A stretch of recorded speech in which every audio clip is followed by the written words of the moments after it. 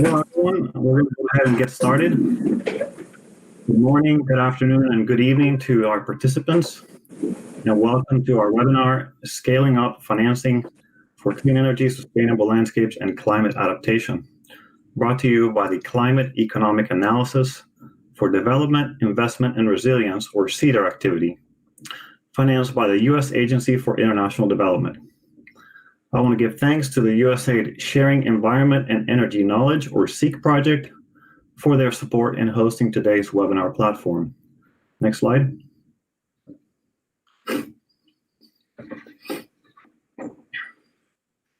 Next slide. My name is Pablo Torres with Crown Agents USA. I am CEADIR's Chief of Party, and I've been with CEADIR since July 2015. CEADIR is a $20 million USAID activity that helps governments, the private sector, and civil society make the business and economic case for climate change mitigation and adaptation actions. And that helps to accelerate public and private financing for clean energy, sustainable landscapes, and adaptation. CEADIR is truly a diverse activity, as we've conducted a couple dozen sub-activities in over 30 countries since 2014. Next slide. Today, we have with us three presenters to discuss CEADIR's climate finance assessment. Dr. Eric Hyman, economist, USAID Economics and Market Development Center, who is also CEADIR's contracting officer representative, will be presenting on clean energy. Dr. Glen Anderson, senior development economist, formerly with CEADIR and now with Winrock International, will present on sustainable landscapes, along with Dr. Eric Hyman. Charlotte Mack, also formerly with CEADIR and now Director of Natural Capital at Resonance, will present on climate change adaptation. I want to give a special thanks to Glenn and Charlotte and their respective companies for contributing their time towards this presentation today. In addition, I would like to recognize CEADIR's former Chief of Party, Dr. Marcy Trump, for her former leadership of CEADIR and of this climate finance assessment work product, and Dr. Alan Miller, also with CEADIR, for his climate finance inputs for the CFA. Our panelists are going to present in a little bit over an hour, and then we're going to have time for a Q&A session. So please submit your questions for the panelists through the YouTube comments as we go along, and I will pose as many of them as possible to our panelists at the end. Through this webinar, CEADIR's climate finance assessment, we're going to present a diverse set of opportunities and models to scale up financing for clean energy, sustainable landscapes, and adaptation, structured around three building blocks of climate-related investment. One, establishing an enabling environment to boost incentives for public and private sector investment. Two, strengthening capacity of governments, public and private sector implementers, and investors to participate in the planning and design, implementation, and financing of climate investments. Three, creating and strengthening financing mechanisms required for project preparation, financing, and co-financing and risk mitigation. Many of these opportunities and models have been successfully used for investments in climate change mitigation and adaptation, or other development sectors at various scales, levels of resources, and timeframes. The criteria for including opportunities in CEADIR's climate finance assessment included the national, subnational, and local context, costs, timeframe, replicability, scalability, impact potential, and value for money. Each of the chapters in the CFA also describes experiences, case studies, tools, platforms, and networks, and financial instruments. I want to provide some figures from the Climate Policy Initiative's Global Landscape of Climate Finance 2019 to further set the stage for our webinar. Mitigation finance accounted for 93% of tracked climate finance flows in the two-year period with the latest available data, 2017 and 2018. Adaptation finance was 5%, same as in previous year. Finance with both mitigation and adaptation benefits added another 2%. The four largest uses of mitigation financing were low carbon transport, 18%, renewable energy, 11%, energy efficiency, 6%, and agriculture, forestry, land use, and natural resource management, 2%. In most developing countries, Private and public investments in clean energy were still less than investment in non-renewable energy development and fossil fuel subsidies. The private sector provided 56% of total climate finance. The largest sources were corporations, 32%, government development finance institutions, 23%, commercial finance institutions, 13%, multilateral financial institutions, 10%, and households, 10%. These are also very exciting times for scaling up innovative financial instruments. One example is the broad and growing universe of sustainable debt, including green bonds, but also green loans, social bonds, and sustainability bonds and loans. According to Bloomberg New Energy Finance, a new record was set in 2019 for the volume of sustainable debt issued globally in any one year, with the total hitting $465 billion globally, up a remarkable 78% from 2018. Last year also saw an all-time cumulative issuance of sustainable debt smash through the 1 trillion barrier. Green bonds constituted more than half of the sustainable debt market in 2019, or $2,071 billion. Next slide. So with that, it's my pleasure to introduce you to Dr. Eric Hyman, who will present on the clean energy portion of the climate finance assessment. Welcome, Eric. You are muted. There you go. Next slide, please. Renewable energy is now more economically and financially viable than non-renewable sources in many cases. So this has completely changed the financing situation over the last 5 years. USAID uses the term clean energy to include both renewable energy and energy efficiency. There do remain barriers such as incentives and disincentives for suppliers and consumers. Awareness of the benefits and costs is still not fully widespread. Bank willingness to provide appropriate loan products is still problematic in some cases. The capacity and interest of government agencies and utilities lags behind in some cases. And use of public-private partnerships and innovative procurement approaches is an increasing trend to increase competition and keep prices down as low as possible. Next slide, please. So CEADIR's climate finance assessment divided its a set of options into 3 categories, as Pablo mentioned: enabling environment, information and capacity development, and financial instruments and markets. And it looked, for clean energy, it looked at all of these options that are shown in this table.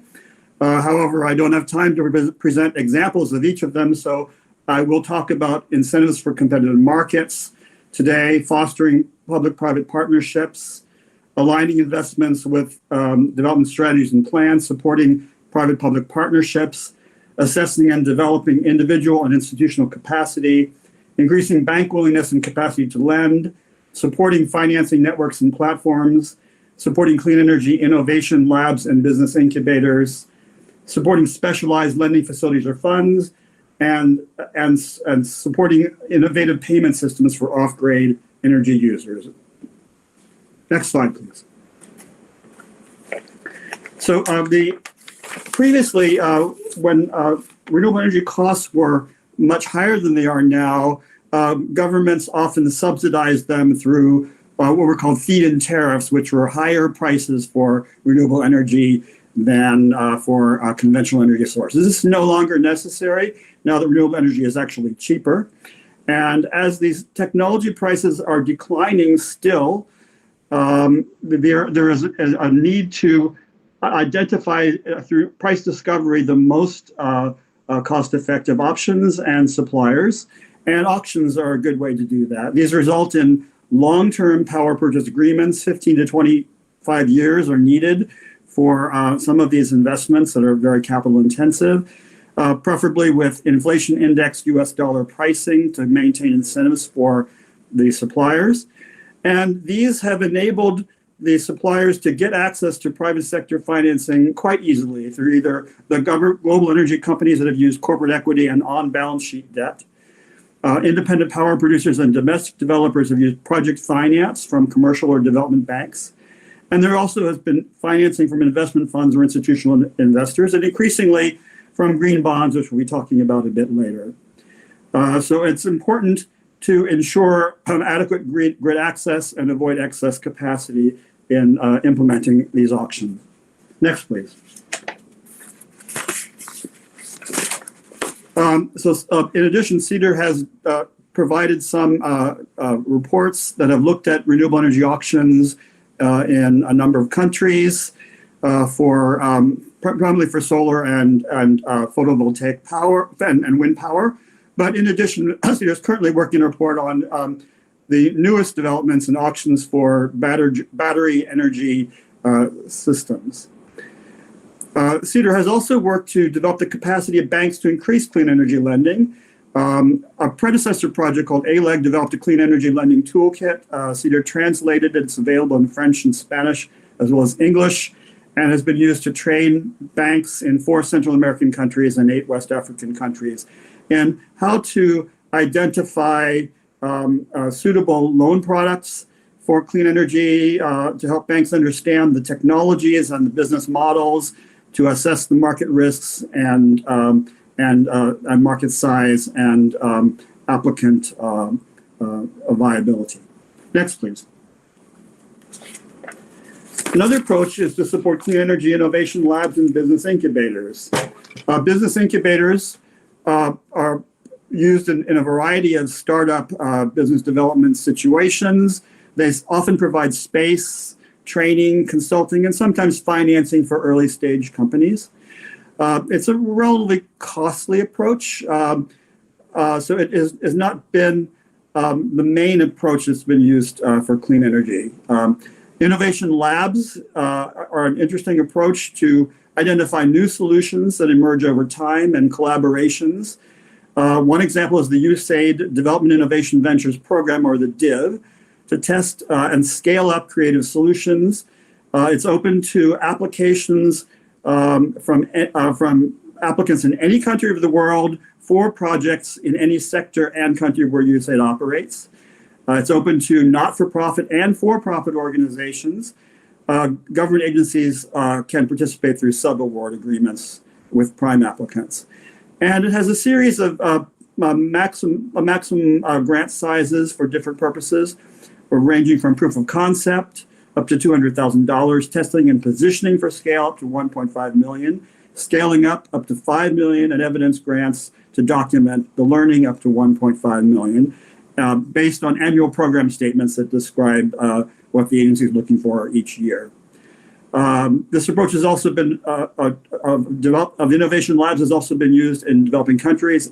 India, for example, has an innovation lab that has created investment trusts for rooftop solar developers and financed through green bonds for impact investors to participate. Next slide. The Private Financing Advisory Network is an example of a platform that USAID originally created, but has now been institutionalized through the Renewable Energy and Energy Efficiency Partnership and UNIDO, United Nations Industrial Development Organization. So PFAN identifies promising clean energy projects at an early stage, mentors the project developers to create business plans, investment pitches, and growth strategies. It also helps link them to investors. PFAN then selects the business plans that are most economically viable and environmentally beneficial and provides some coaching to help them link to investors at clean energy financing fora that PFAN supports. Then next slide, please. Another very important approach for increasing private sector financing is to reduce the risks. We call this de-risking or risk mitigation for financing. And here are a variety of approaches that can be used. Political risk insurance, because developing country investments are subject to expropriations and changes in governments that may reverse policies and make investments difficult to carry out. Energy savings insurance.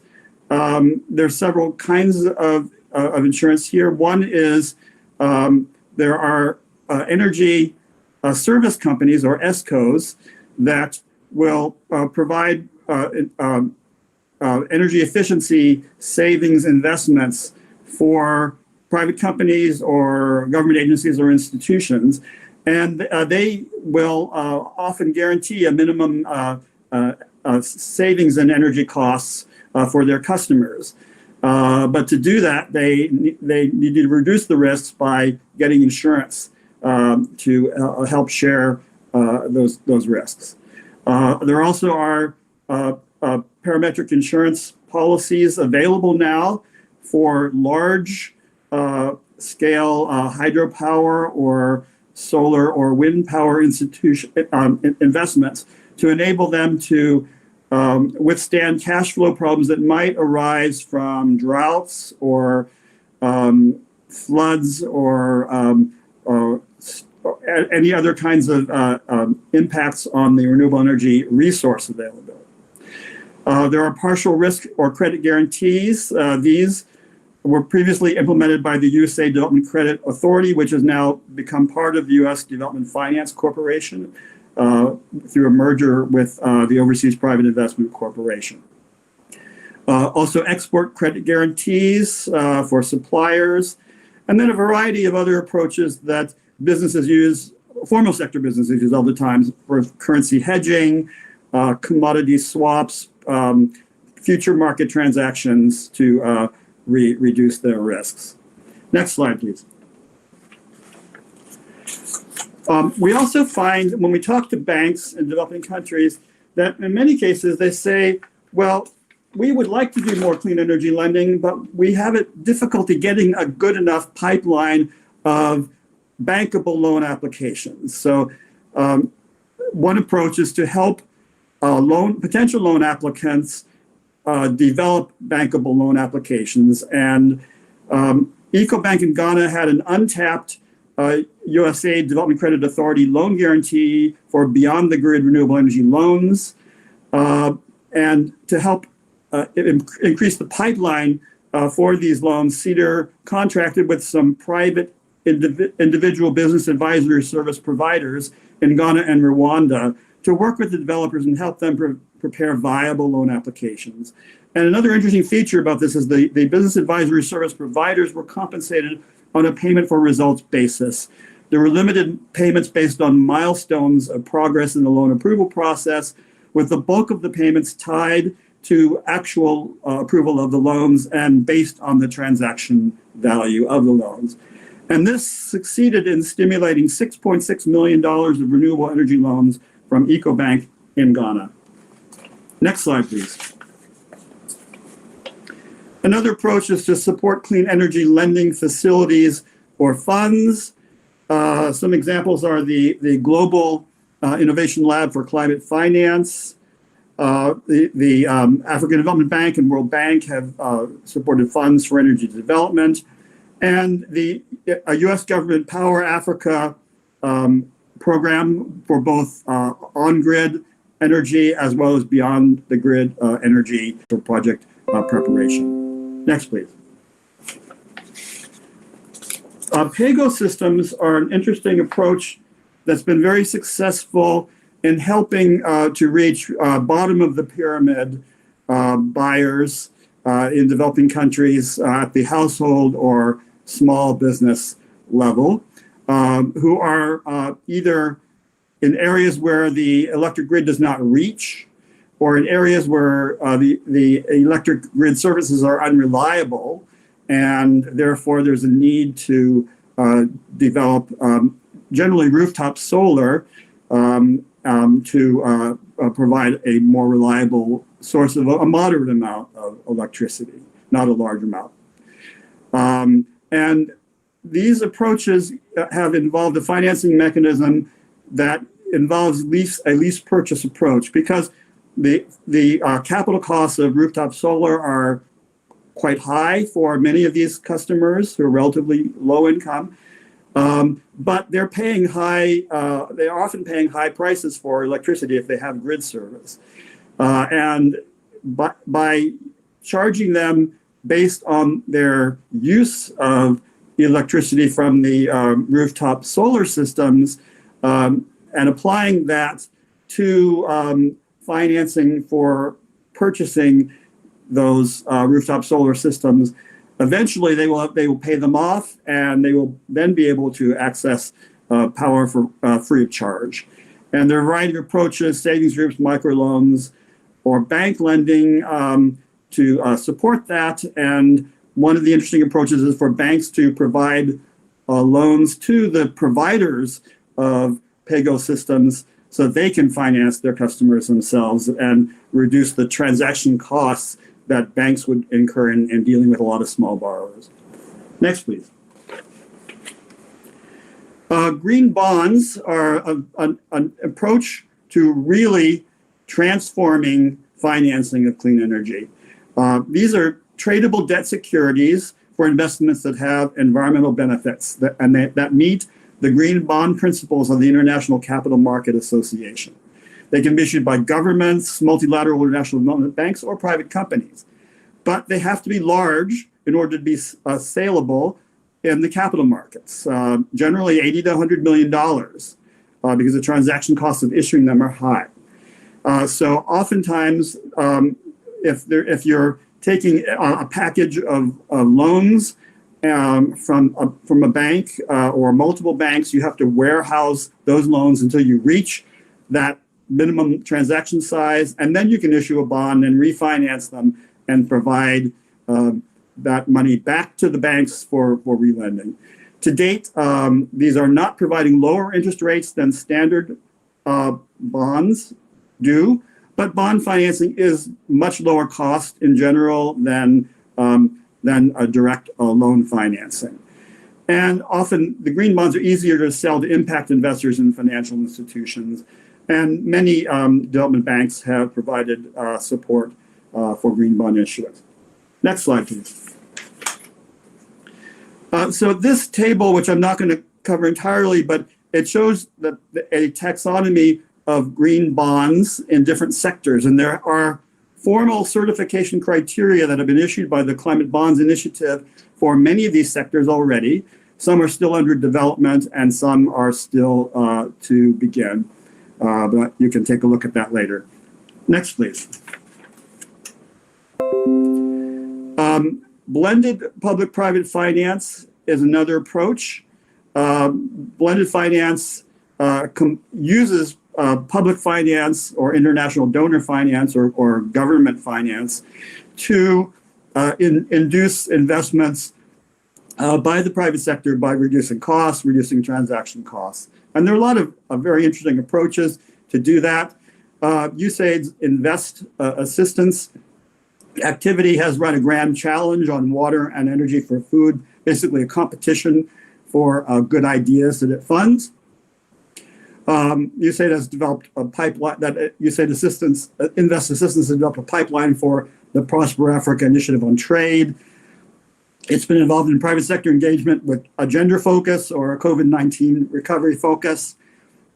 It supported a Caribbean Resilience Fund and transaction support for off-grid renewable energy companies in Kenya, and technical assistance to the government of Haiti on long-term concessions for private supply of electricity generation and distribution, resulting in $160 million of private capital directly mobilized.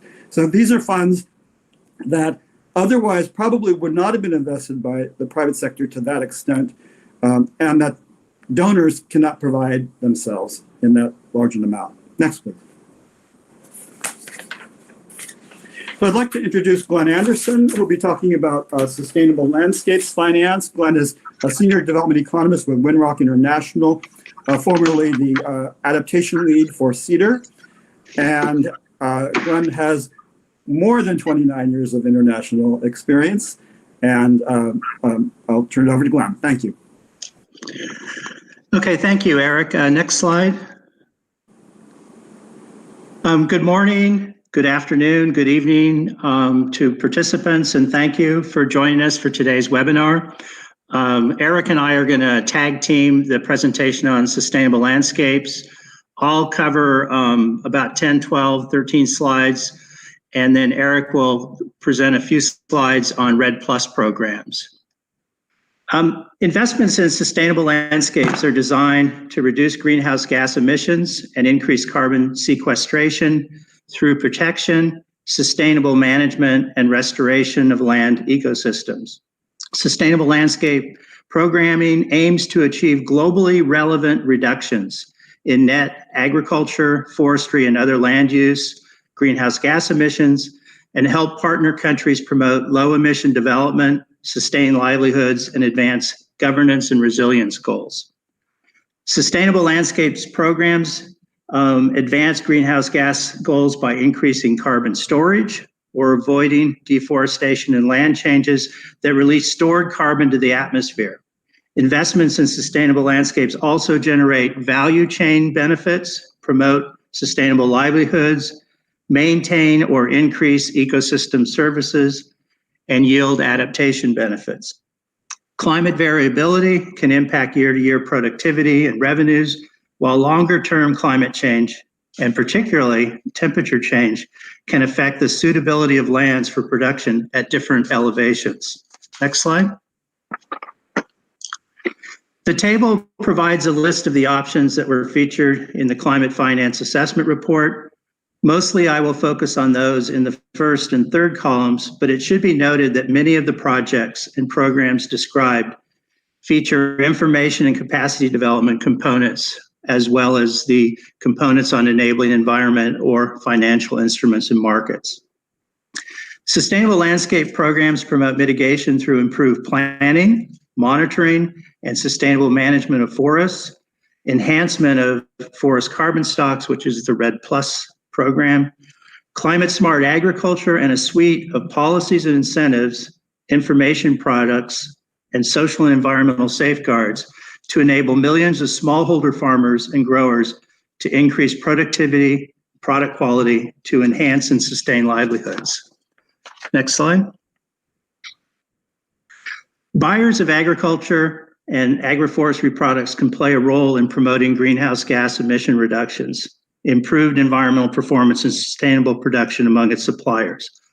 Transnational corporations have required producers to meet certification and sustainability standards for a variety of crops, including coffee, cacao, palm oil, beef, and paper products, and have pledged to the goals of no deforestation, no peatland conversion, or exploitation of labor in pursuit of higher environmental, social, and governance ratings, or ESG ratings.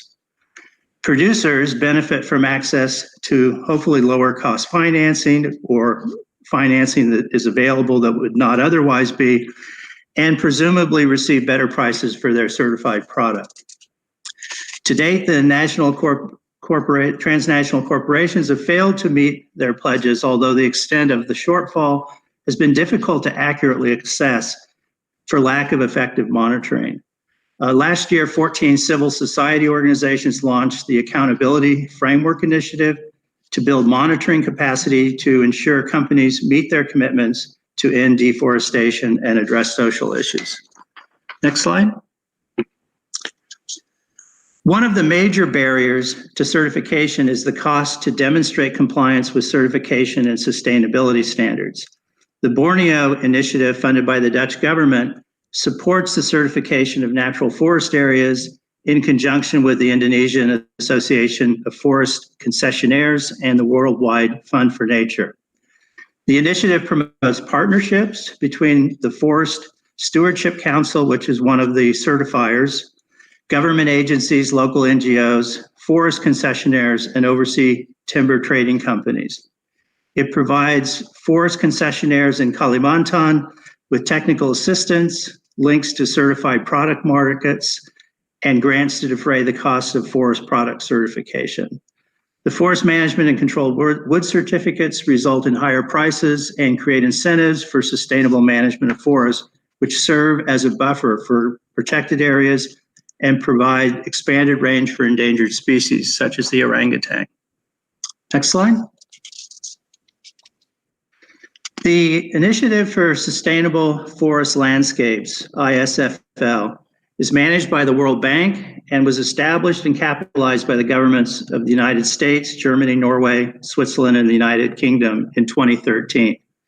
The ISFL distributes grants for capacity development, funds pilots or demonstrations, and greenhouse gas emission inventories, but also provides results-based financing for improved management practices and to avoid deforestation. And I won't go into each of these, but the ISFL has collaborated with a number of private buyers and to achieve these benefits in Ethiopia, Colombia, and Indonesia, to improve management practices in coffee, cacao, cattle, dairy, rice, and palm oil.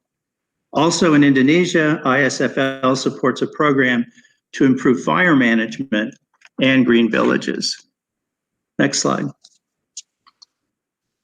The Tropical Forest Alliance was founded in 2012, originally referred to as TFA 2020, as it was focused on achieving a zero net deforestation rate by 2020.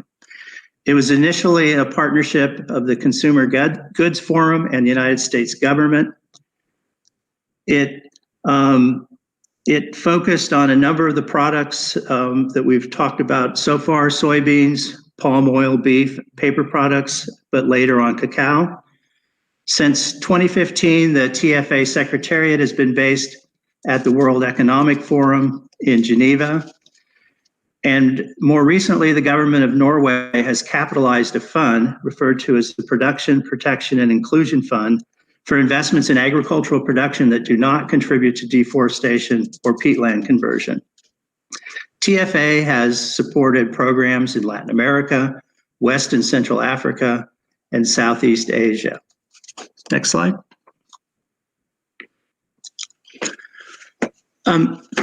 The Payment for Forest Ecosystem Services, or PFES, in Vietnam was designed to receive voluntary contributions from hydroelectric companies, municipal water companies, and tourism operations to compensate watershed businesses and households to make investments and promote management practices beneficial to downstream water quantity and quality.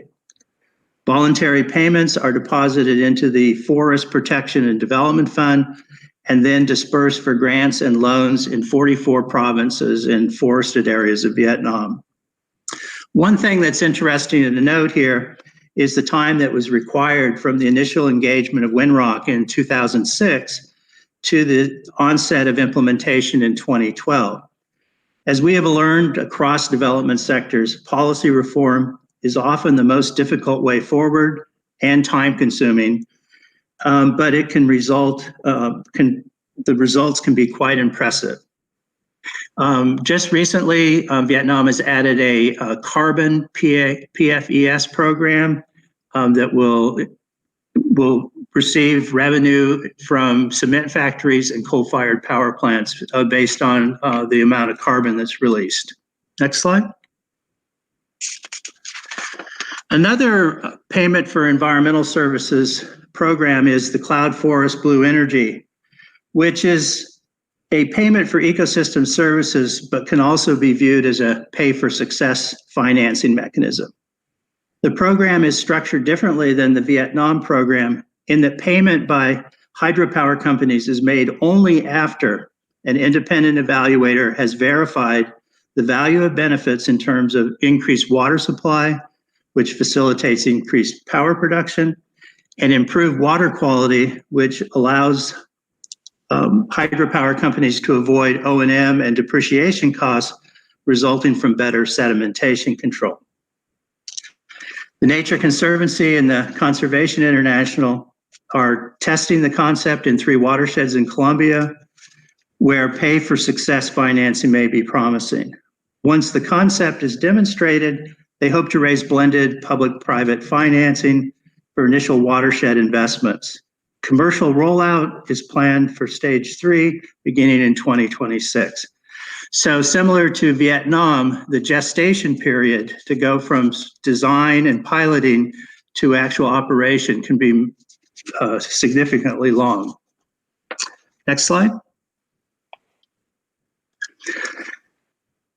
Similar to clean energy, risk mitigation instruments for sustainable landscapes are designed to reduce, pool, or co-finance a variety of physical, finance, economic, and institutional risks, and increase the likelihood of investments going forward. We need to understand that often we need these risk mitigation options to be able to get particularly small implementers to take investment, to borrow money, to implement new management practices. Insurance programs are designed to compensate farmers and growers when crops are damaged by extreme events, pest infestations, or disease. And as we have seen this year, pandemics can significantly disrupt value chains, with most countries adopting emergency measures to protect farmers and other actors in the value chain. Prepayment of a portion of the crop's value by buyers or short-term credit provided by input suppliers enables producers to reduce or pool a portion of physical risk, as well as overcome financial economic risks resulting from volatility in prices and exchange rates. Next slide.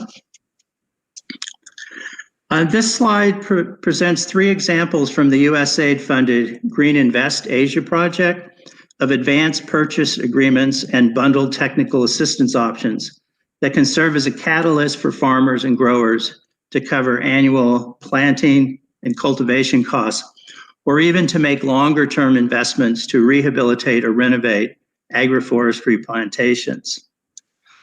Grower associations and cooperatives have the potential to overcome many of the constraints faced by smallholder farmers and growers to identify and implement climate-smart, sustainable management practices and meet the minimum financial standards for creditworthiness.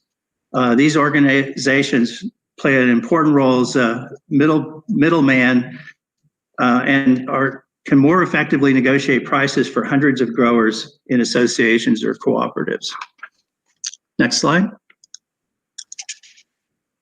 The Tropical Landscape Financing Facility issued the first green bond for sustainable landscapes in 2018, with the proceeds loaned to a joint venture between France's Group Michelin and its Indonesian partner, PT Barito Pacific, to support investment in sustainable rubber plantations and a variety of community-led efforts to restore ecosystems and promote biodiversity conservation.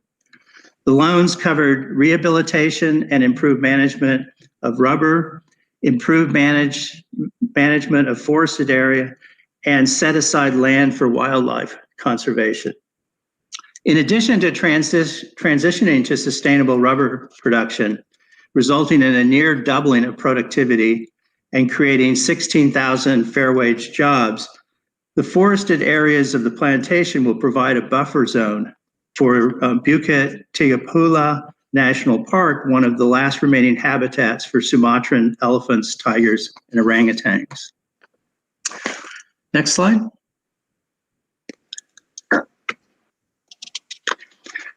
Starbucks corporate sustainability bonds provide funding for social purposes, sustainable livelihoods particularly, and the production of certified ethically grown coffee.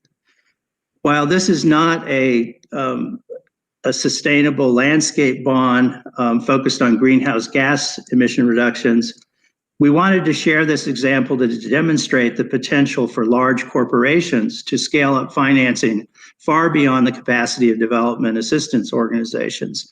As you can see, Starbucks has raised a significant amount of money, mostly on its good name and hopefully on the purposes for which the bond would be used. So we hope that this model could be applied to international agricultural commodity production with more of an environmental sustainability or climate resilient focus to reduce deforestation and degradation, as well as promote livelihoods. Next slide. The Althelia Ecosphere was a private sector impact investor that supported investments with greenhouse gas reductions, livelihood, and sustainable management benefits. The first fund, the Althelia Climate Fund, was established in 2014 and included USAID's first carbon DCA loan guarantee for up to 50% of potential losses in loans that weren't repaid. Althelia was acquired by Morova National Capital, and Morova is now managing 2 new sustainable landscape funds.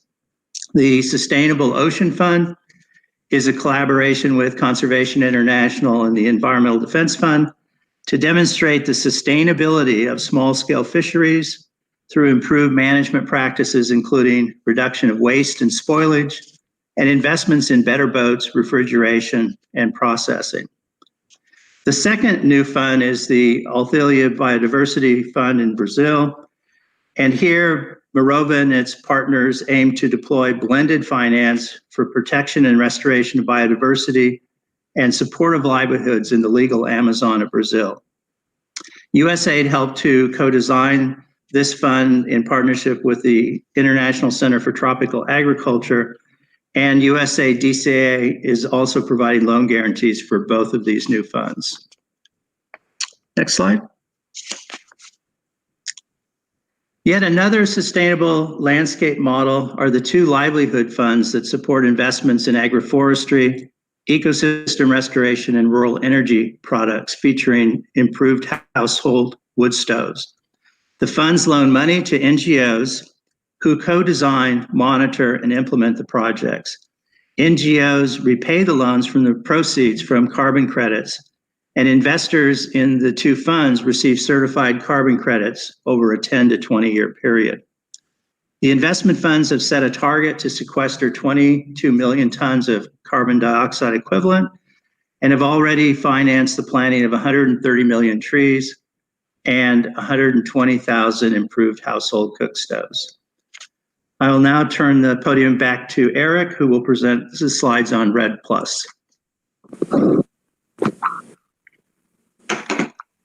Thank you, Glenn. One of the traditional approach to development assistance is to provide upfront money for projects to cover the costs of inputs and activities. A newer approach is results-based financing, where you only pay for what is actually achieved rather than for the inputs. So REDD+ is an example of this. It stands for reducing greenhouse gas emissions from deforestation and forest degradation. And the plus refers to conservation of forest carbon stocks, sustainable management of forests, and enhancement of forest carbon stocks. So this is an international effort that initially rose through the UNFCCC, and the early expectations for how much financing this would produce for developing countries have been severely dashed, but the prospects are for improvements in the future. One of the reasons has been long delays in development of the international guidelines that support the designation and measurement, recovery, and verification of REDD+ activities to allow those results-based payments to occur. Next slide. There's also have been some other new trends in REDD+. So initially, although donors were interested in larger coordinated efforts, there was an individual project by project basis, and donors supported that. It was testing the approach. But the current trend internationally is toward jurisdictional or nested REDD+ projects. Jurisdictional means it's based on a national or subnational strategy, action plan, and measurement, reporting, and verification system. This is what's now being supported by the Forest Carbon Partnership Facilities, Carbon Fund, the Green Climate Fund, and most bilateral donors. Nested REDD+ refers to embedding the project-based REDD+ in the jurisdictional system. There are a couple of standard certification organizations. Vera and Gold Standard are the predominant ones that certify that these carbon or other greenhouse gas emission reductions have occurred and therefore the results-based payments can be made and then can be resold on markets for carbon offsets. Next, please. So these are the required elements for REDD+. There has to be a national REDD+ strategy. There also has to be a legal infrastructure in place in the country, a social and financial infrastructure, and a system for measurement, reporting, and verification, and dealing with ownership of carbon rights and dispute resolution mechanisms and full consultation processes. Another very important issue has been the development of what were called the National Forest Reference Levels, which are the baselines for the carbon stocks in trees and forests. And many donors have provided a lot of capacity development assistance in REDD readiness to help countries develop all of these systems, and in particular deal with that thorny issue of the national measurement, reporting, and verification systems. Now, the one disadvantage of the movement toward the national level REDD+ systems is the REDD+ payments then go to the national government, which then distributes them down to the projects that generated those carbon credits. And in some cases, we are hearing about governments that want to keep 50% or more of those payments to cover their own costs rather than providing them down to the field level projects that are responsible for generating those emission reductions. Next, please. Some other recent trends in REDD+ and carbon markets have been promising. So there were negotiations at the international level that have moved closer toward finalizing the international legal framework and how it relates to the nationally determined contributions that governments have pledged to make so that we avoid double counting of carbon credits that are sold versus those that are retained in country, or that the buyers may even allow the countries, they may pay for them, but allow the countries to retain credit for them in their NDCs. In addition to these compliance carbon markets, which is the official REDD+ market, there are also voluntary carbon markets where you, for instance, can go and offset the carbon emissions for when you take an individual plane flight, or you can make a contribution to cover some carbon reduction offsets in some projects. So USAID has funded one of these platforms where you can actually go on the web and make contributions to designated projects that you've selected from the list of participating ones and contribute to their success. There are, in many cases, particularly in Europe, increasing pressures on transnational corporations to have more ambitious mitigation targets. There also have been some, following COVID-19, there have also been policy developments in many European countries that have been also pushing toward building back in a greener manner of the international economies. There are many countries that are working on nesting REDD+ within the projects within the jurisdictional approach. And there's a connection to the sustainable supply chain movement, the TFA, that Glen had talked about before. Some bilateral donors, such as Norway, have made large contributions financially toward natural forest restoration, which has a lot more benefits ecologically than just reforestation, which can be monoculture reforestation. But there have been countries, Ethiopia and India, have had substantial domestic programs for supporting reforestation of trees for predominantly, often for energy and pulp and paper purposes to offset their deforestation. Next, please. So this approach of linking jurisdictional commodity sourcing is quite promising, and there you can have the transnational companies commit to buying commodities from countries or localities that have made commitments to reducing deforestation and are making progress. One of the problems is that oftentimes transnational companies buy from domestic intermediaries in developing countries, and there may be multiple levels of intermediaries, so it's often difficult to trace commodities back to the producers and ensure that they were certified or sustainably produced. Another problem is that in many markets, there haven't been any significant price premiums for certified sustainable production, despite the much higher costs of doing so, improved production practices, as well as the certification and inspection systems.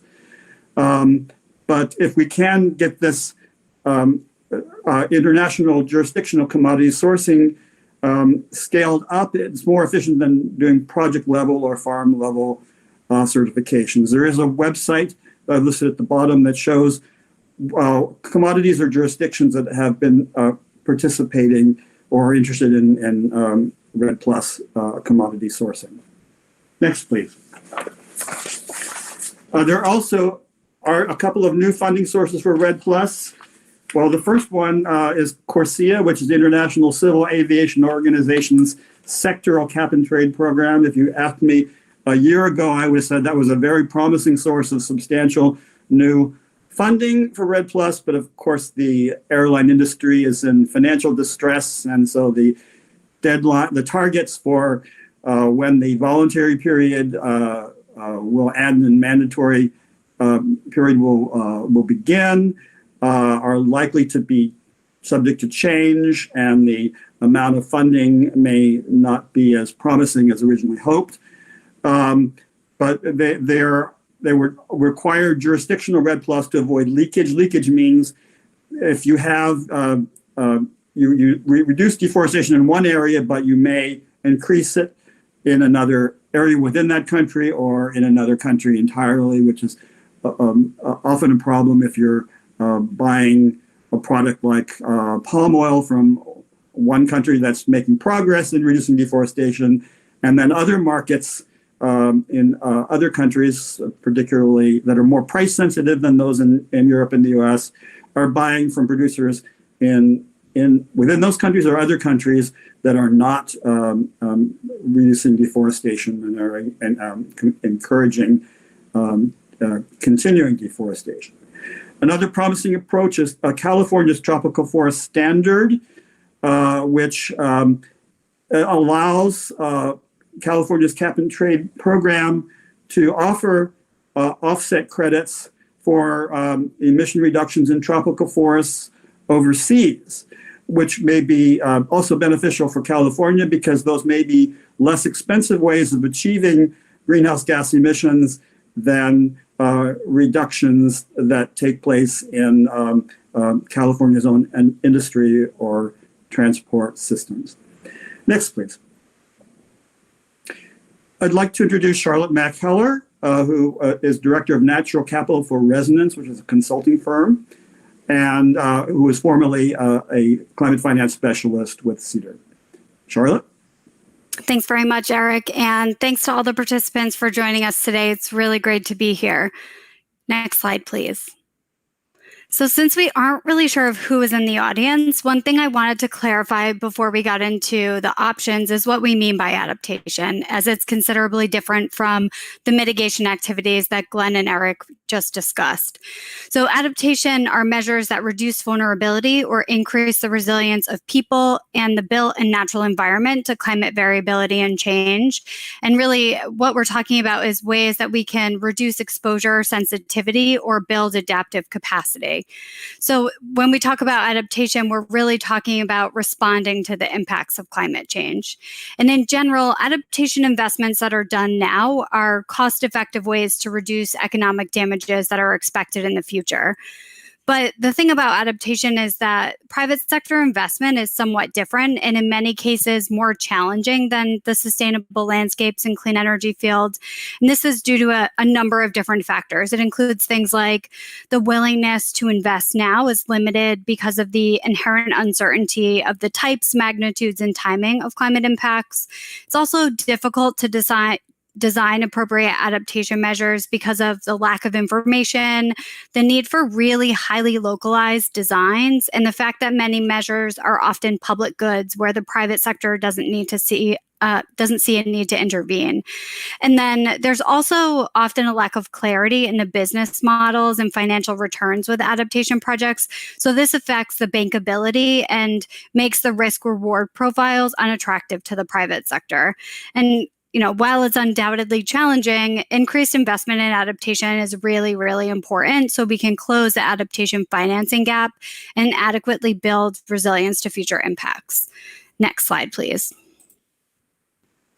So similar to the sustainable landscapes and clean energy, in our report, we organized the activities that can spur adaptation investment into 3 different building blocks. The first is enabling environment. The second is information and capacity development. And the third is financial instruments and markets. And because to date, there are fewer market-driven adaptation investments, many of the things that can improve adaptation finance really fit into these first 2 categories. These are more foundational to building the case for investment. But another really important factor in adaptation finance that I wanted to mention up front is in the short term, blended finance can be extremely useful by using public funds to crowd in private sector investment. So this will help to prove that investments are bankable and that it can stimulate future private sector investment. And unfortunately, I don't have time to go into each of these options in detail, but I will focus on a few of them and provide some examples, many of which highlight USAID support over the past few years. But you can also read more about all of these options and examples in the Climate Finance Assessment Report. Next slide, please. The first one that I want to cover is improving policies and incentives. And what we found is that having the right policies in place can really encourage adaptation investment and also ensure that the private sector has better guidance for planning and implementing adaptation measures. And there's a whole bunch of different policy mechanisms that can be considered. For example, certain fiscal instruments can directly influence investment decisions. These are things like tax deductions, subsidies, or the removal of distortions through tariffs. Adaptation-specific regulations can indirectly influence development decisions, technical specifications, or management practices. And this can include things like coastal setback lines to avoid sea level rise or storm surge, or specific engineering specifications that take into account future climate risk. And then social policies can also increase incentives for adaptation. For example, policies that drive employers to protect employees from health impacts caused by extreme heat. So this could be things like changing working hours or dress codes or health insurance policies. Next slide, please. The next option that I'm going to talk about is support for public-private partnerships. And PPPs can bring private sector finance, expertise, and efficiencies to the development and operation of climate-resilient infrastructure and other public service investments. And if they're designed appropriately, PPPs can really encourage innovation. They can improve the reliability, quality, and sustainability of infrastructure, and they can also reduce weather-related risks. So the example that I'm going to highlight here is PPPs in India, where the CEADIR activity supported a partnership between USAID India and UNDP to mobilize finance through public-private partnerships. And in total, there were 10 that were developed and implemented. We looked at 4 cities, but they were done in 3 specific cities. And one of the things that created a really favorable enabling environment for PPPs in India is the 2013 India Companies Act, which mandates corporate social responsibility contributions for the public sector. And more Specifically, it's about 2% of average net profits need to be directed towards initiatives that provide social benefits. So the PPPs that were developed under this were specifically focused on reducing disaster risk in urban areas, and the types of contributions the private sector provided were things like funding, procurements of goods and services, logistics support, actual use of private sector land, and GIS mapping and analysis. One of the lessons that I want to specifically point out from this activity was that it was important to come to a potential private sector partner with a very clear investment proposal and to work with them to refine the scope to best fit their specific CSR goals and their available resources. And, I work at Residence, and one of the things that we very much focus on is partnership development. And this is in line with our best practices for partnership development, where we really focus on creating shared value between different participants within a partnership. Next slide, please. Next is climate finance readiness. And these activities help governments and other institutions strengthen their capacity to prepare for, access financing for, and manage adaptation projects. A big push for climate finance readiness is to ensure requirements are met for big international finance funds. So this is specifically the Green Climate Fund, the Adaptation Fund, but also a number of other public sector funds. But they are also really to build a case for private sector investment. And a whole range of activities fall under climate finance readiness. It can include things like development of climate financing strategies and investment plans, building a project pipeline, and creating effective financial management systems, including specifically financial tracking, which is important to many donors and development partners. Next slide, please. So one example I want to talk about is of a project preparation facility that was established under USAID's Adapt Asia Pacific project.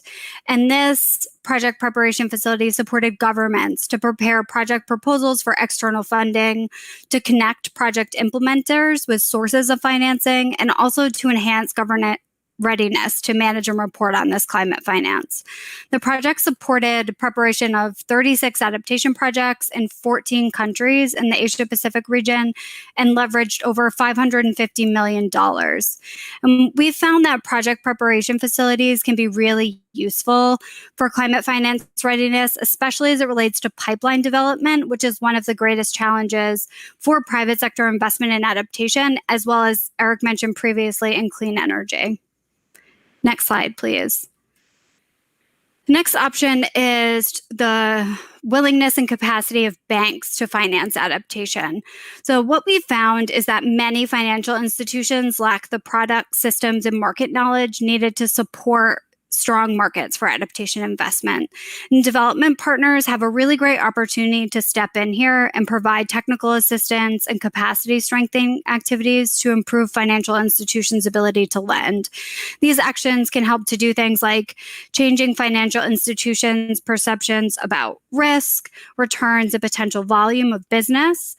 Also improving the understanding of the size and characteristics of the market, things like how do we structure these investments, what are appropriate business models, and also improving the appropriateness of financial product offerings. And we can really build off of past success with clean energy in this option. Over the past 10 years, clean energy investments have increased significantly, and this is in large part due to development partners stepping in and educating local and regional banks for how to fund clean energy investments appropriately. Next slide, please. All right, now we're getting on to more on the financing side. So funds and credit lines can be really useful mechanisms to finance adaptation projects. They can be fit for purpose and really vary in terms of the source of capital, institutional structure, the types of eligible projects, and the different instruments that are used to disperse funds. And as I mentioned before, blended finance, here, really blended finance can be used in these mechanisms to encourage greater private sector investment by adjusting risk-return profiles. And there's a lot that we can learn in conservation finance, where recently we've seen a lot of movement in testing different types of models for these funds. A number of funds and credit lines have been established to support adaptation investment. The three I'm listing here are mainly public sector funds. So just to quickly go over these, the Indonesia Climate Change Trust Fund, it's a mechanism to support national mitigation and adaptation goals with three priority funding windows: energy and energy efficiency, sustainable forest and peatland management, and resilience. The fund supported 76 projects in total, and 13 are still ongoing. What's particularly interesting about this is that the ICCTF was recently subsumed under the Indonesia Environment Fund, and they're using a public service agency to manage this fund. And this specific structure enables the use of blended public and private funds, but also it allows it to mix with state and international funding. The next one is the Adaptation Fund. I'm sure a lot of you have heard of this before, but it was created under the UNFCCC with funding coming from a share of proceeds from carbon credits that were approved by the Clean Development Mechanism. But as the market for carbon credits plunged, it's now primarily donor supported. It has a goal of 100 million annually for 2018 to 2020, and it's actually already funded 720 million since 2010, and this is for over 100 adaptation projects. And the Climate Action Loan Framework Loan 2, this one's a little bit different. This is a line of credit that was funded by the European Investment Bank to provide concessionary loans to borrowing member countries through the Caribbean Development Bank. So the lending program agreement provides 110 million in lines of credit to cover up to 50% of the cost of adaptation and mitigation projects. So this is a great opportunity to really leverage local country funding or state funding, as well as private sector funding. Next slide, please. So one other model that I wanted to show here is for a growth equity fund. It's an investment model called Climate Resilience and Adaptation Finance Transfer Facility, or CRAFT. And it's being piloted primarily through funding under the Global Innovation Lab for Climate Finance. So this growth equity fund will invest in 10 to 20 companies that have proven technologies and solutions for climate resilience and have demonstrated market demand and revenue. So I think this last part is the really important part. It actually has demonstrated that there is a revenue stream. And the types of companies that it's targeting are things like weather analytics, catastrophe risk modeling, or drought resilient seed companies. And the way that it's organized is that there's separate sleeves for developed and developing country investments to separate the risk profiles. And then public finance is going to be used to de-risk investments in the developing country sleeve to help crowd in the private sector capital. The fund also includes a technical assistance facility that will help companies expand into new sectors and geographic markets. So this is an interesting model and one that's definitely worth watching in the long term to see how it works in practice. Next slide, please. Okay, so the last option I'm going to talk about is insurance mechanisms. And insurance and other risk mitigants have different roles to play with adaptation investment. First, they can be viewed as adaptation measures themselves by reducing the total adverse impacts caused by catastrophic climate events. Second, they can also make adaptation more attractive to investors by reducing certain risks and improving risk-return profiles. And third, they can incentivize investment in adaptation through price signals. And there's really a large number of examples where insurance is being used to build resilience and a lot of interesting ongoing research for improved instruments. But one that I wanted to highlight here is an index insurance innovation initiative that's part of the Feed the Future Innovation Lab for Markets, Risk, and Resilience.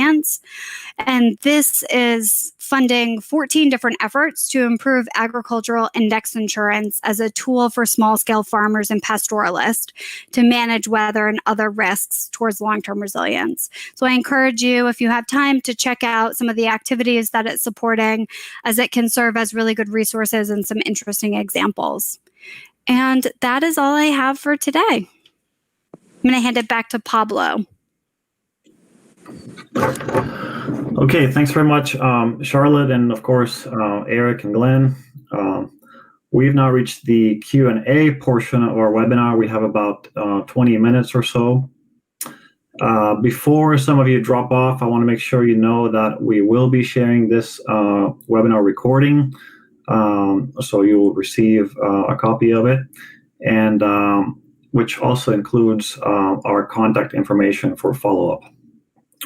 So we received multiple questions from registrants ahead of the event, and we thank you for those.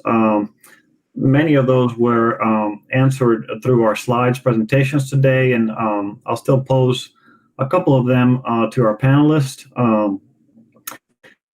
I want to address some of the questions that have come into the live YouTube comments and encourage you to continue to submit those.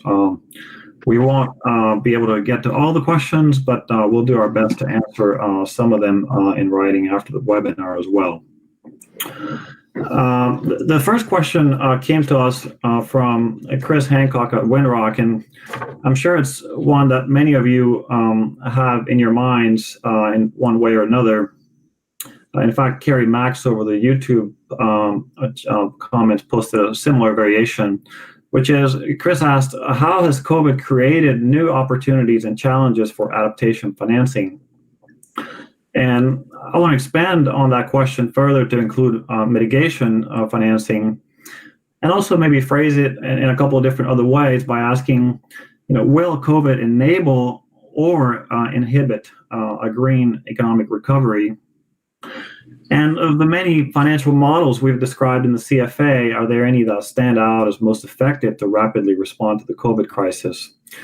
From my view, it's still very early to present systemic evidence about the economic recovery from COVID, but there's a couple examples that come to mind.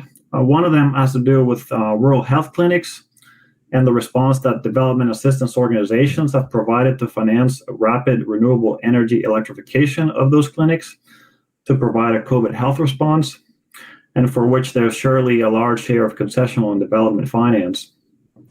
The other example is an interview I read from Bloomberg New Energy Finance a couple of days ago, stating that the major oil and gas companies that saw oil prices drop below zero in April are making huge pivotal investments into renewables, given the oil and gas market volatility during the COVID pandemic. In fact, BP's chairman announced that they were taking a $17 billion hit, but also investing $12 billion into renewables. On the other hand, we're witnessing some of the largest declines in GDP and also a large number of layoffs in the private sector. So I can see both sides of the issue, some saying that COVID presents an opportunity for a green recovery, and others saying that given how hard the private sector has been impacted by COVID, that green investments are going to fall by the wayside and not be a priority. So I'd love to hear our panelists' views. So I'll turn it over to Eric first, then Glenn, then Charlotte. And I asked that you try to limit your answers to 1 or 2 minutes each.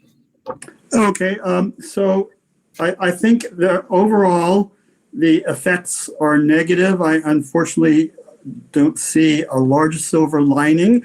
Governments in developed and developing countries are financially stressed. I think although there has been some increase, there was a supplemental appropriation that USAID received to help developing countries on COVID recovery.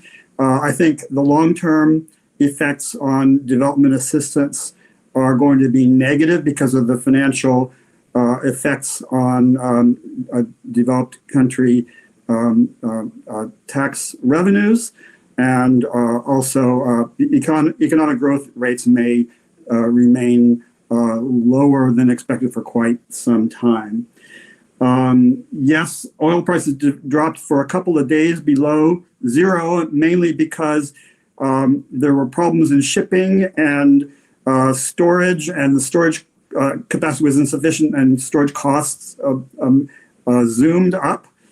That has reversed. Oil prices are back in the $40 a barrel, which is not too far from where they were before the crisis. So I think petroleum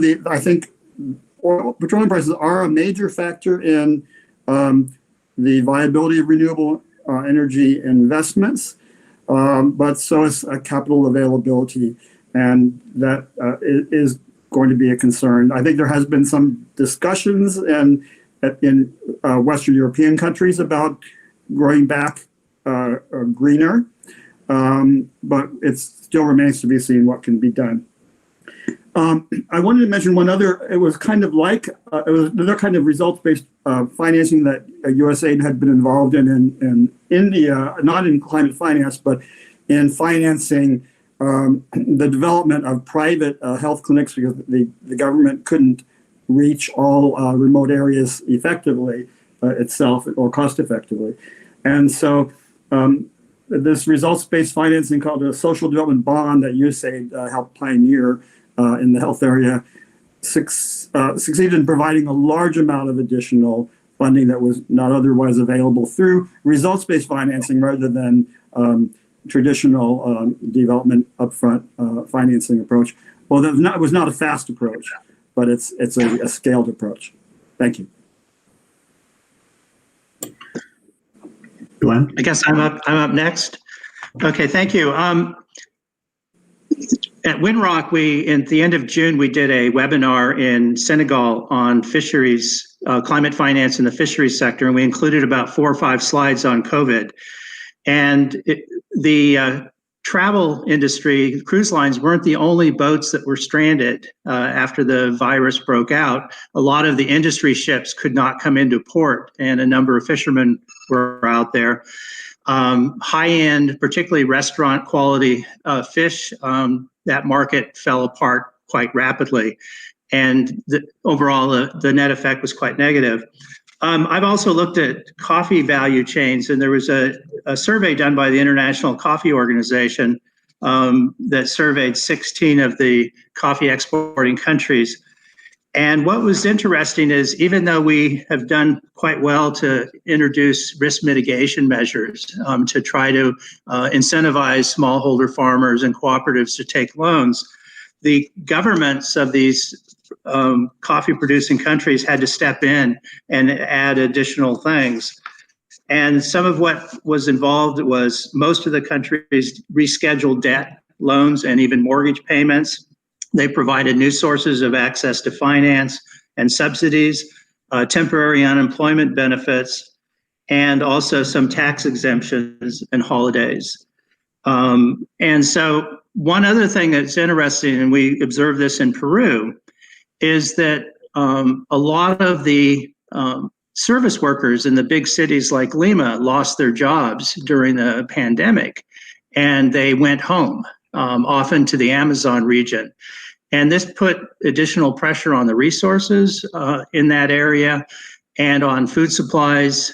And I think we'll be analyzing for years the net impact on protected areas and forested areas as a result of this pandemic. Thank you. Charlotte, how about yourself? Okay, so yeah, I very much agree with Eric and Glenn and everything that they had to say. One thing that I've found to be really interesting over the past couple months is that climate change had its place on the stage in the national news and international news with, COVID and the reduction in transportation. There was a lot of discussion about how our greenhouse gas emissions have been reduced since we've been experiencing COVID. So while there is tremendous economic downturn and health implications from it, I think that is one small silver lining. The response, a lot's going to depend on how much governments prioritize green economic growth and the recovery. If governments put it in and they think it's a critical component to economic recovery, I think we'll see a lot more investments in renewable energy in particular. I do think that a lot of the response is hasty and it needs to be done quickly. So there probably won't be as much consideration towards that, unfortunately. But another silver lining is that, at Resonance, we focus a lot on our partnerships with the private sector. And we've been having increased conversations recently about building back better after COVID, and that it's building resilience within their value chains and their government structures more generally. I think the key is going to be to make the case for investing in renewable energy and divestment in coal and other fossil fuels, and also making the case that we need to integrate future climate modeling into the resilience discussions of the private sector.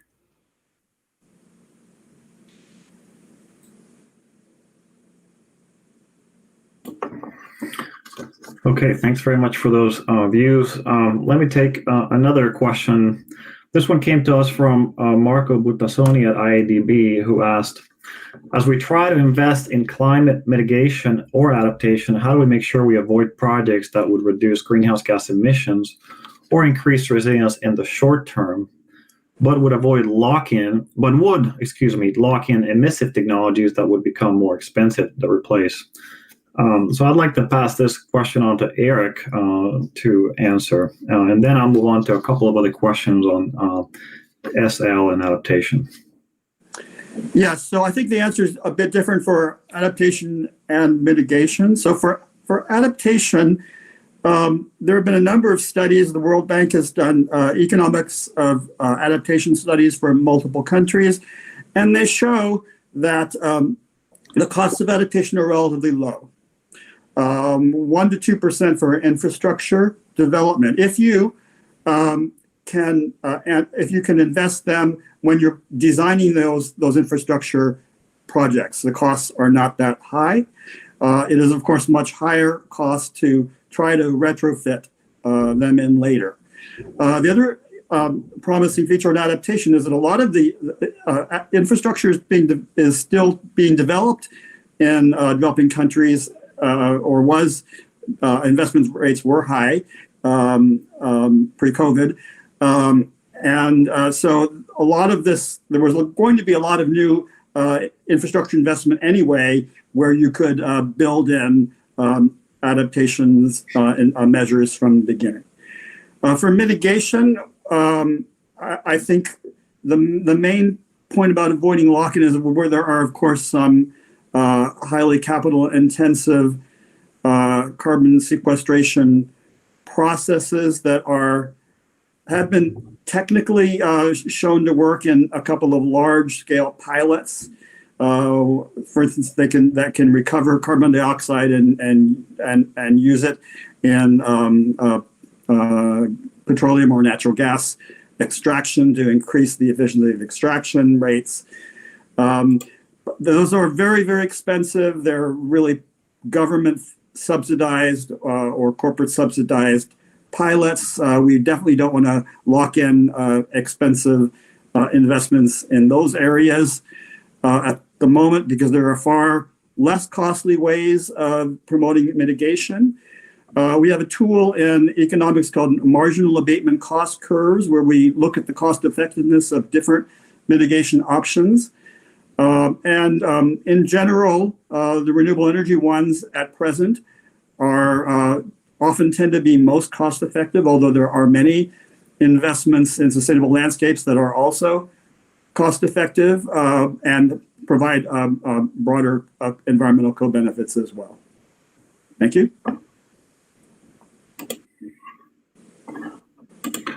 Okay, thanks very much, Eric, for those responses.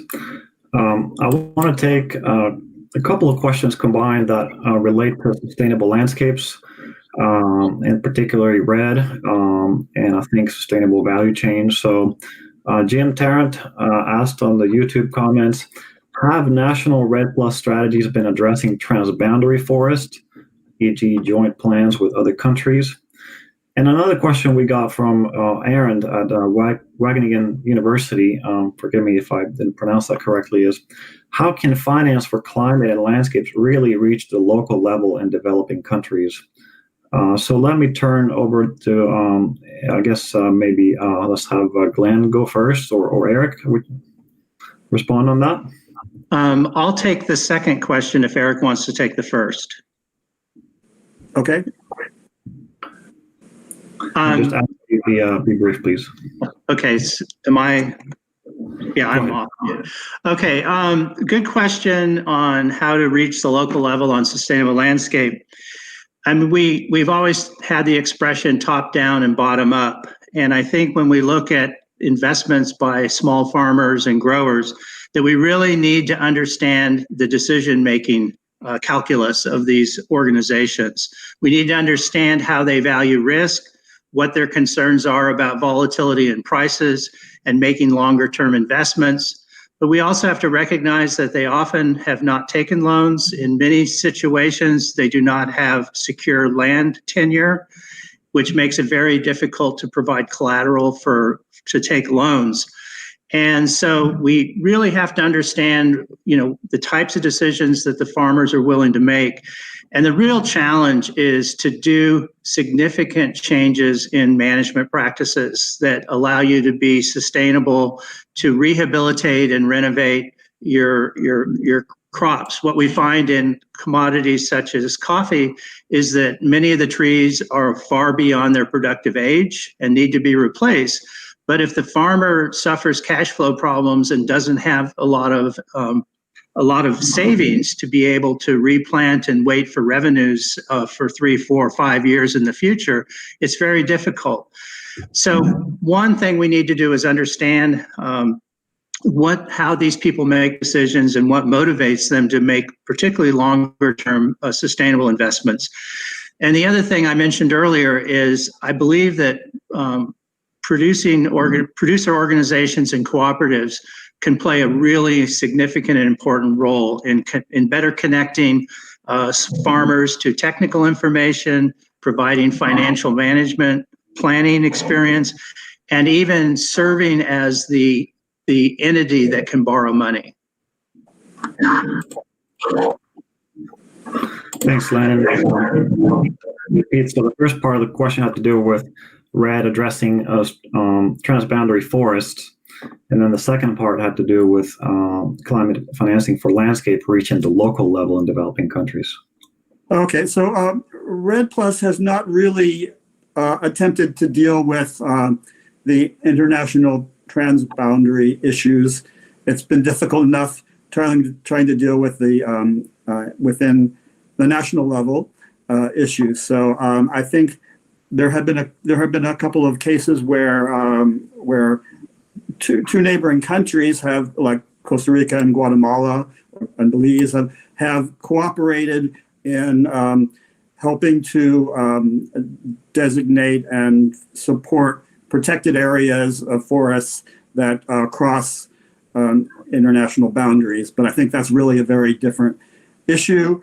And then there's also another issue I wanted to raise about RED Plus, where it is designed to protect the carbon-rich forests. But those are not the only ones that are important. For instance, in Madagascar has dry forest, which is relatively lower in carbon stocks than the tropical moist forest in Madagascar, but is enormously important for biodiversity and for local populations in those areas. So there are many complications. It's really actually quite difficult. There are a lot of complex issues in sustainable landscapes activities with land and resource tenure and indigenous populations and land grabs and from outside interests.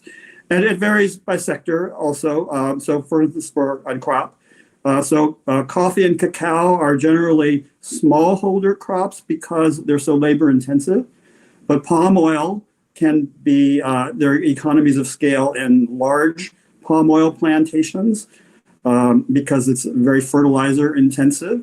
And you get large companies moving in and taking over land from smaller farmers. So there are many complex issues to address. Okay, thanks very much, Eric. We're just about out of time, but I want to pose one more question because I think it's a good one. I think Charlotte can answer that for us. The question came from Ken McLuhan, who asks, financial flows overwhelmingly favor mitigation, with only 7% of finance going towards adaptation. Of that, most work uses traditional, expert-driven, top-down, and historically based decision-making mechanisms. Since the impacts of climate change are both highly uncertain and localized, does the panel see some change in financial flows toward bottom-up, forward-looking efforts? If not, how might current financial mechanisms be adapted to better meet the challenge? Thanks, Pablo. And thanks, Ken, for the question. I think this is something that we're really all trying to focus on and prove that investment at the local level can work. So I think a few things. One is that I believe that understanding risk is really critical to encouraging adaptation investment from a market's perspective. So if we have more accurate knowledge for risks and the costs and benefits of adaptation, we'll be able to align risk appetites that really fit within the market. In my opinion, the current issue is that investments don't incorporate accurate climate risk because of lack of awareness and information. So if we can improve that, that will help to align risk appetites. A second thing is, and I'm sure that you've heard this before, mainstreaming adaptation into investments is also a really effective way to scale up adaptation measures. And it may not be an adaptation measure in itself, but knowing that resilience and future climate risk information is incorporated into investment decisions and policies and programs can help to ensure that it's more resilient in the future. Another point is that intergovernmental transfers and the decentralized use of those funds are really effective ways to move towards bottom-up adaptation investments.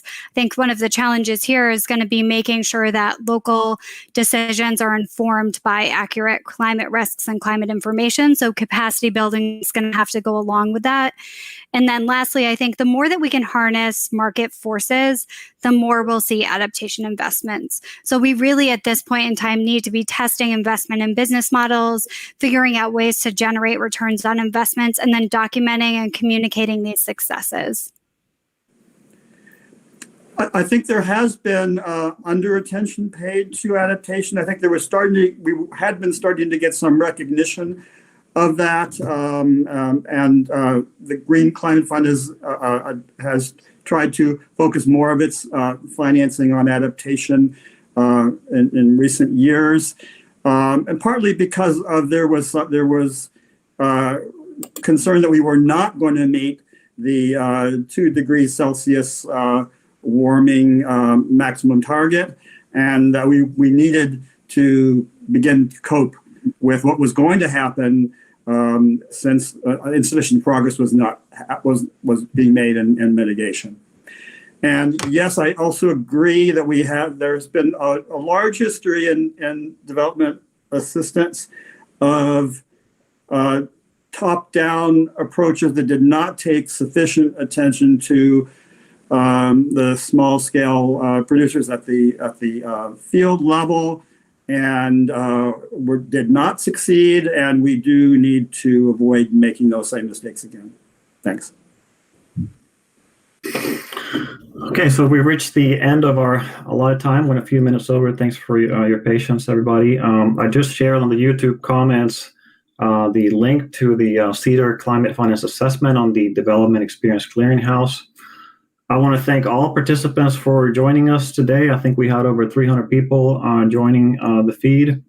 I want to thank Dr. Eric Hyman for his leadership and support of CEADIR. I thank Dr. Glen Anderson and Charlotte Mack Heller and the respective companies for their time. And thank the SEEK project for hosting our webinar today. Thank you very much to all, and goodbye.